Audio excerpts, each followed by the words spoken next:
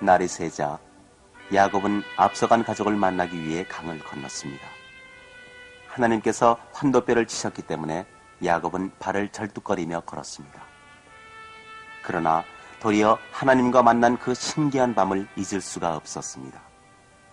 야곱과 그의 가족이 얼마를 가니까 멀리서 모래먼지가 뽀얗게 일어나는 것이 보였는데 그것은 에서와 그 부하들인 것을 알 수 있었습니다.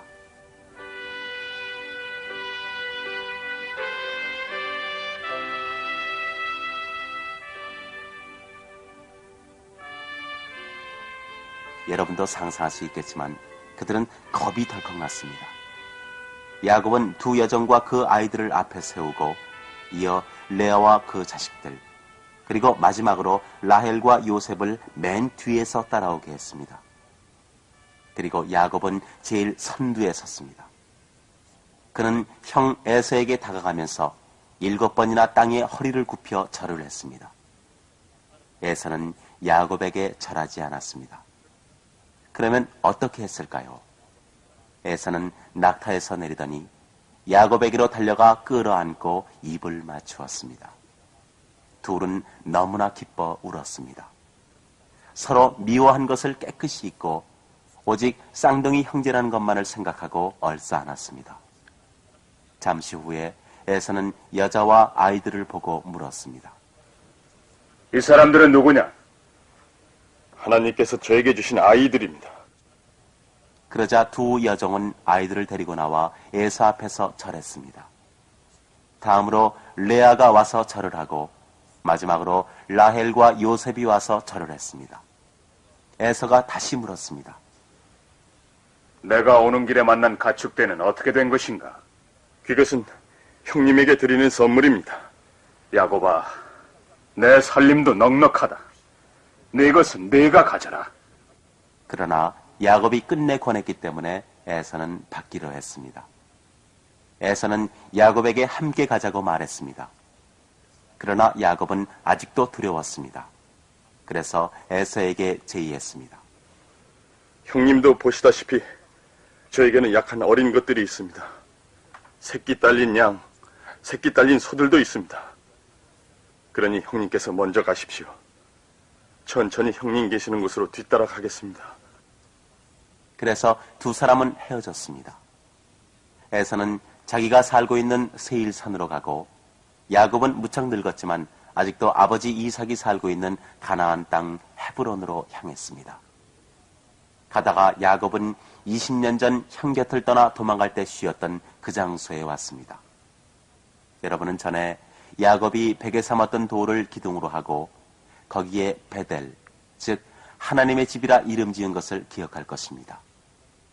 야곱은 이번에도 발걸음을 잠시 멈추고 제단을 쌓아 하나님께 예배를 드렸습니다.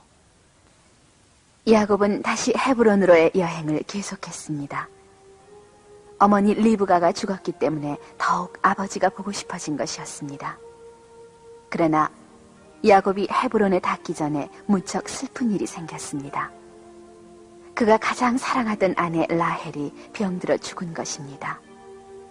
하나님께서는 라헬이 죽기 조금 전에 그녀에게 아들을 하나 더 주셨습니다. 아이 이름은 베냐민이라고 지었습니다. 아버지 야곱이 어린 베냐민을 무척 사랑한 것도 당연한 일입니다. 야곱은 라헬을 몹시 사랑했기 때문에 그가 낳은 요셉과 베냐민 두 아들을 끔찍이 사랑한 것입니다. 야곱은 라헬을 그곳에 묻고 무덤을 표시하기 위해 돌기둥을 세워주었습니다. 라헬의 장례식이 끝난 후 야곱의 일행은 가까스로 이삭이 있는 헤브론에 닿았습니다.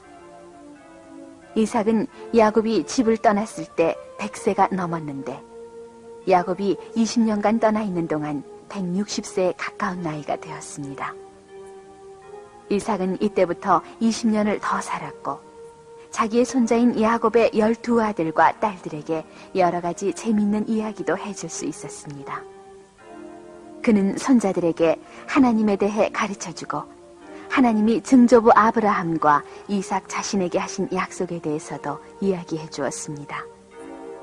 마침내 이삭도 죽었습니다. 이때 나이 180세였습니다.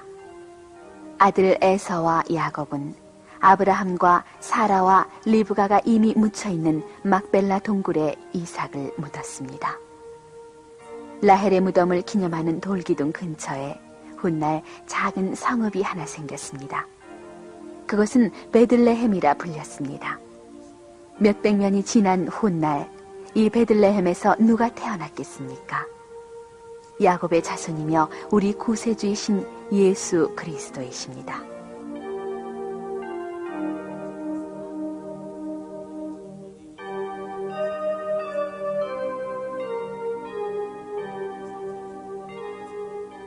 야곱은 아버지가 살고 있던 가나안 땅에서 살았습니다.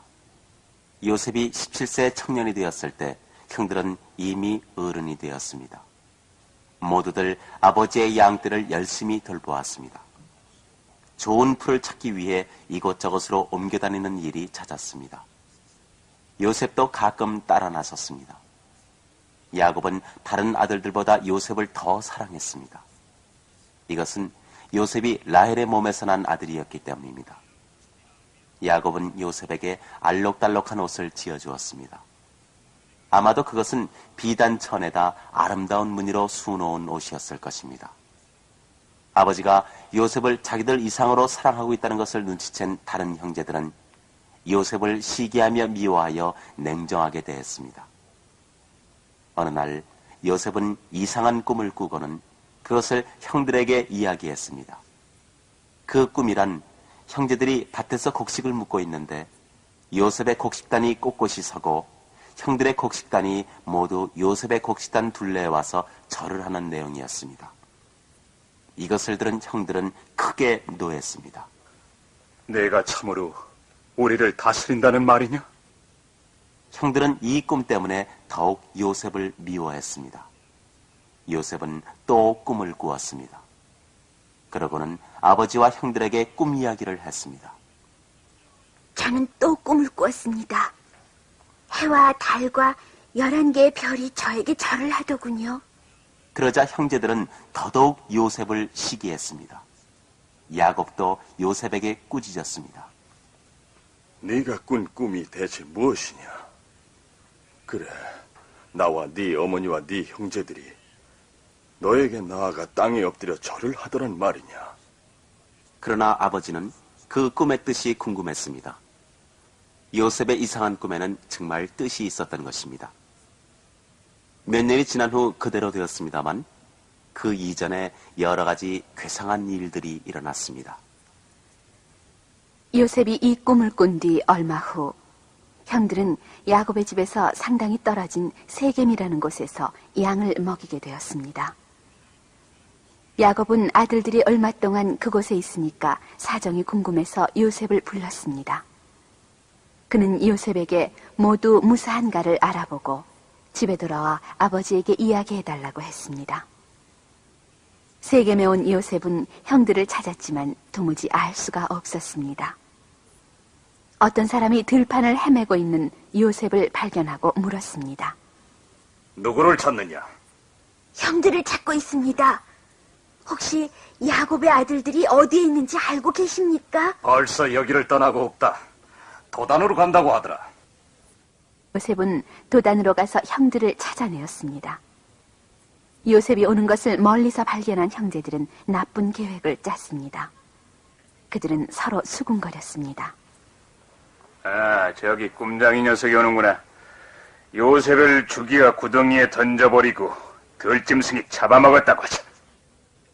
그러나 맏형인 르우벤은 다른 형제들만큼 잔혹하지 않았습니다. 그래서 그는 말했습니다. 우린 요셉의 목숨을 빼앗아서는 안 된다. 피를 흘려서는 못 써. 그냥 그를 광야의 이 구덩이 속에 집어넣자. 르우벤은 형제들이 가고 나면 요셉을 구덩이에서 끌어내어 아버지에게로 데리고 가려고 했던 것입니다. 요셉이 다가가자 형들은 그에게 달려들어 알록달록한 옷을 벗겼습니다. 그리고는 물이 없는 어두운 물구덩이에다 쳐넣었습니다. 구덩이 가장자리는 가파랐기 때문에 요셉은 기어오를 수가 없었습니다. 공포에 사로잡힌 그는 소리를 질렀습니다. 살려줘요! 그러나 나쁜 형들은 아우의 비명은 아랑곳하지 않고 저녁을 먹었습니다. 그들이 한창 음식을 먹고 있을 때 멀리서 모래먼지가 피어오르는 것이 보이기 시작했습니다.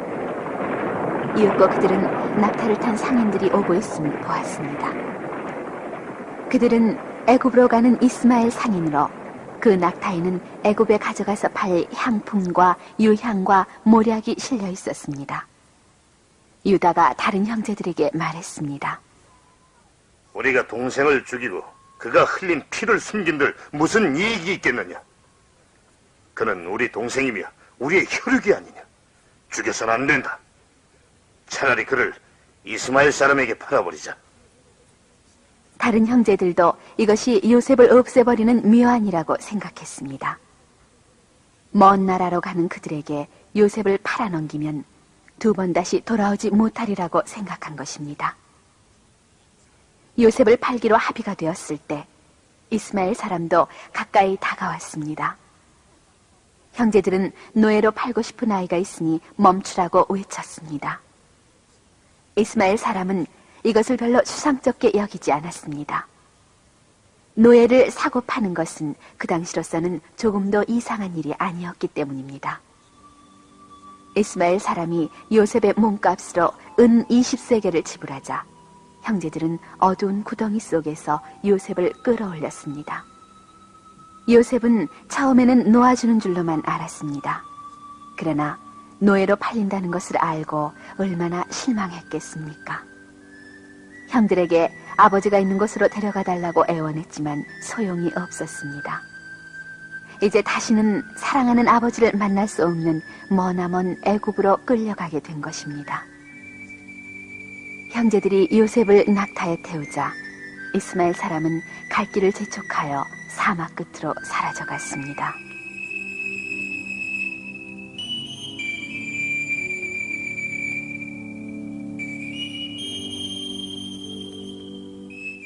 요셉이 팔려갈 때 맏형 르우벤은 없었습니다. 그는 몰래 요셉을 구덩이에서 끌어내어 아버지에게로 되돌려보낼 생각이었습니다. 요셉의 모습이 보이지 않자 그는 다른 형제들이 죽인 건 아닐까 하고 두려워했습니다. 르우벤은 당시의 사람들이 몹시 슬플 때 하듯이 옷을 찢으며 탄식했습니다. 그 애가 죽었구나. 나는 어쩌면 좋아. 자기가 장남이니까 아버지가 책임을 물을 것은 뻔한 일입니다. 형제들은 염소를 죽여 그 피를 요셉의 알록달록한 옷에 묻혔습니다. 그리고 집에 돌아가서 피 묻은 옷을 아버지에게 보이며 말했습니다. 이것을 주었는데 혹 요셉의 옷이 아닌지 확인해 보십시오. 야곱은 그것이 요셉의 옷이라는 것을 알고서 몹시 슬퍼하여 울면서 외쳤습니다. 이것은 내 아들의 옷이다. 어떤 들짐승이 그를 잡아먹은 것이 틀림없다. 요셉은 틀림없이 들짐승의 밥이 되었을 것이다. 야곱은 자기 옷을 찢고 굵은 베옷을 몸에 걸친 채 아들을 생각하며 언제까지나 슬퍼했습니다. 아들과 딸들은 아버지가 이 슬픔을 견디어내지 못하진 않을까 겁을 먹었습니다. 형제들은 아버지가 너무 서러워하기 때문에 어떻게 위로해드리려고 했지만 부질없는 일이었습니다. 야곱은 말했습니다. 나는 지하로 내 아들한테 울면서 내려가겠다. 악한 형제들은 나이 많은 아버지에게 참말을 하지 않아 더욱 죄가 커졌습니다. 여러분은 야곱이 전에 늙으신 아버지를 속인 사실을 기억하겠죠? 그들은 아버지가 요셉이 짐승에게 잡아먹힌 것으로 믿게 만들었습니다. 이것은 거짓말만큼이나 나쁜 죄입니다. 아버지는 자기 아들들이 얼마나 못된 인간들인지 알지 못했습니다. 그러나 하나님께서는 모두 알고 계십니다.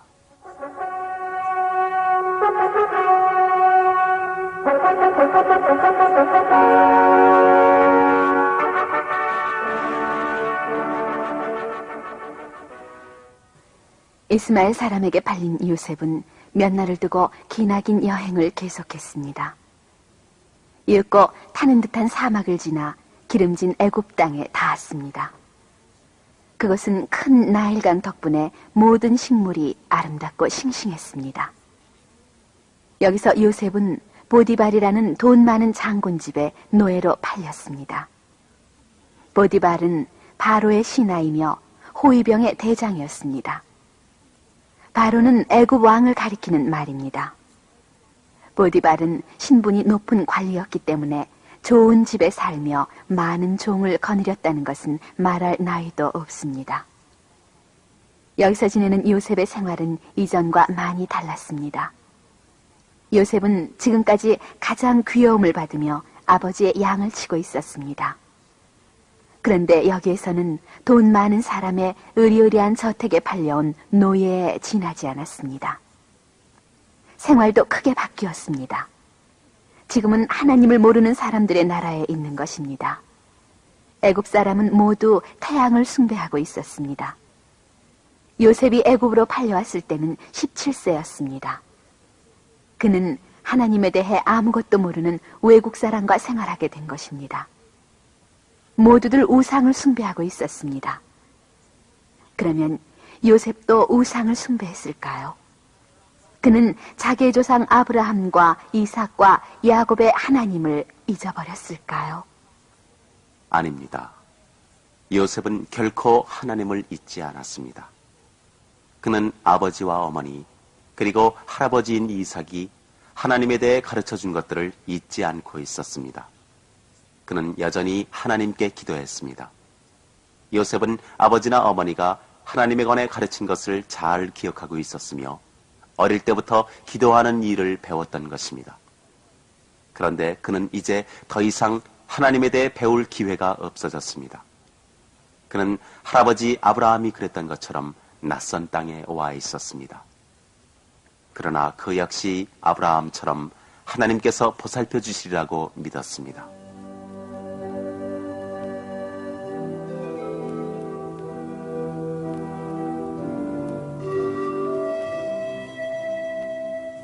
요셉은 집에서 멀리 떨어져 있었지만 외톨이가 아니었습니다. 하나님께서 요셉과 함께 하시면서 돌보아 주셨기 때문이지요. 요셉에게 일어난 모든 일은 하나님께서 꾸미신 것이었습니다. 요셉이 낯선 나라로 노예가 되어 팔려간 데는 이유가 있었습니다. 그러나 요셉은 그 뒤 몇 년이 흐르기까지 그 이유를 깨닫지 못했습니다. 하나님께서는 요셉이 하는 일을 모두 잘 되게 하셨습니다. 보디발은 요셉이 하는 일이 모두 잘 되는 것을 보고 요셉에게 자기 집 살림 전체를 맡겼습니다. 요셉은 용모가 단정한 청년이 되었습니다. 무척 미인이었던 어머니 라헬을 많이 닮아서지요. 보디발의 아내는 요셉이 미남이었기 때문에 그를 좋아했습니다. 그러나 보디발의 아내는 이미 결혼했으니 그 사랑은 잘못된 것이었습니다. 요셉은 옳지 못하다는 것을 알았기 때문에 여자의 유혹을 받아들이지 않았습니다.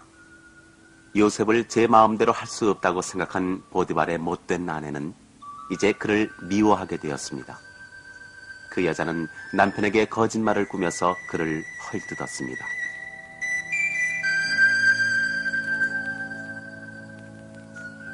보디발은 물론 아내의 말을 믿었습니다.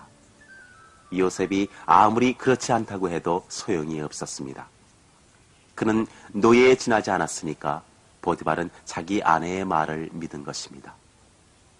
요셉은 왕의 죄수들이 갇혀있는 옥에 들어가게 되었고 발에는 족쇄가 채워졌습니다. 나쁜 짓을 하지도 않았는데 옥에 갇힌다는 것은 요셉으로서는 무척 괴로운 일이었습니다. 그러나 하나님께서는 언제나 요셉을 지켜주시며 요셉의 일생을 위해 큰 계획을 세우셨습니다. 요셉은 옥에 갇혔으나 심한 고생은 하지 않았습니다. 하나님께서 간수가 요셉에게 호의를 갖도록 하신 것입니다. 간수는 요셉을 다른 죄수들보다 높은 위치에 놓고 감옥의 일을 모두 그에게 맡겼습니다. 여기서도 하나님께서는 요셉이 하는 모든 일을 잘 되도록 하셨습니다. 요셉이 감옥에 갇혀 있을 때 왕의 신하 두 사람이 옥에 들어왔습니다. 왕의 노여움을 샀기 때문이죠. 그중 한 사람은 왕에게 술잔 드리는 시종장이었고 한 사람은 빵을 구워 올리는 시종장이었습니다. 이 두 사람도 요셉의 감독을 받게 되었습니다. 어느 날 밤 두 사람은 모두 이상한 꿈을 꾸었습니다. 아침에 요셉이 한 바퀴 돌아보니 두 사람이 근심스러운 표정을 짓고 있었습니다. 아무도 꿈을 풀 수 있는 사람이 없었기 때문입니다. 애굽에서도 꿈은 앞으로 일어날 일들을 미리 알려주는 것이라 믿고 있었습니다. 꿈을 푸는 것은 하나님만 하실 수 있는 일이 아니겠습니까? 어디 내게 얘기해 보십시오. 요셉은 두 사람에게 말했습니다. 술 시중 드는 시종장이 말했습니다. 내가 꿈에 보니까 내 앞에 포도나무가 한 그루 있었소. 그 포도나무에는 가지가 3개 뻗어 있었는데 싹이 나자마자 꽃이 피고 포도송이가 있더군요. 내 손에는 바로의 술잔이 들려 있었소. 나는 그 포도를 따서 그 잔에다 짜놓고는 그 잔을 바로의 손에 받쳐드렸다오. 이 말을 듣고 요셉이 이렇게 말했습니다. 그 풀이는 이렇습니다. 가지 셋은 사흘을 말하는 것입니다. 앞으로 사흘이 되면 바로는 당신을 불러내어 전에 하던 일을 시킬 것입니다. 당신은 전에 술시중을 들었듯이 바로의 손에 술잔을 올리게 될 것입니다. 그러니 당신이 잘 되는 날 나를 생각해 주십시오. 바로에게 내 얘기를 하여 이 감옥에서 벗어나게 해 주십시오. 나는 억울하게 히브리 사람들의 땅에서 노예로 팔려온 사람입니다. 나는 여기 애굽 땅에서도 이런 감옥에 들어올 만한 일을 한 일이 없습니다. 술잔 드리는 시종장의 꿈풀이가 좋은 것을 보고 빵을 구워 올리는 시종장도 요셉에게 말했습니다. 나도 꿈을 꾸었는데 흰 과자를 담은 바구니 셋을 내가 머리에 얹고 있었소. 제일 윗바구니엔 바롭게 드릴 온갖 구운 음식이 담겨져 있었소. 그런데 새들이 내 머리에 이고 있는 그 바구니 속에서 음식들을 먹고 있더군요. 그 꿈의 풀이는 다음과 같습니다. 3개의 바구니는 사흘을 뜻합니다. 사흘이 지나면 바로는 당신의 목을 나무에 매달 것입니다. 그리고 새가 당신의 살을 쪼아 먹을 것입니다.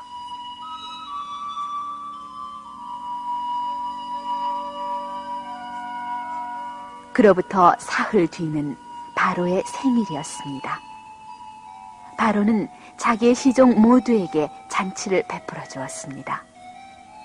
그는 술잔 드리는 시종장과 빵 굽는 시종장을 불러내었습니다. 왕은 술잔 드리는 시종장에게 본래 하던 일을 다시 시켰습니다.